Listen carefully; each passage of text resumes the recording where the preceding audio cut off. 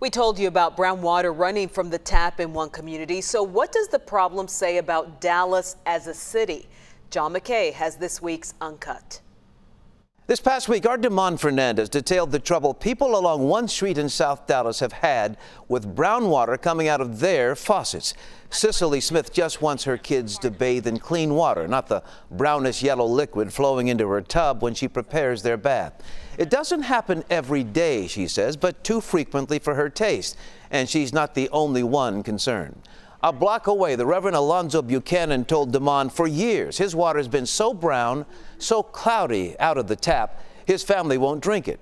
Twice a year ago, ruptured lines below the street in front sent water shooting into the air.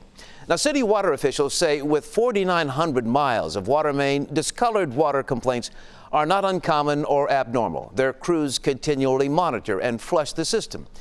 These families live on J.B. Jackson Boulevard. Now, he was a community activist, civil rights pioneer, and civic leader in Dallas who, with others, fought to make sure ignored communities got fair treatment.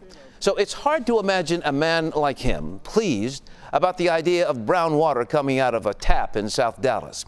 No question, aging infrastructure is part of the water problem now, but if the Grow South initiative, of which Dallas is so proud, is really that important, clean, clear water for mothers to bathe their children, preachers to drink from faucets inside their home, has got to be a much higher priority. You can comment on Facebook. Look for WFAA.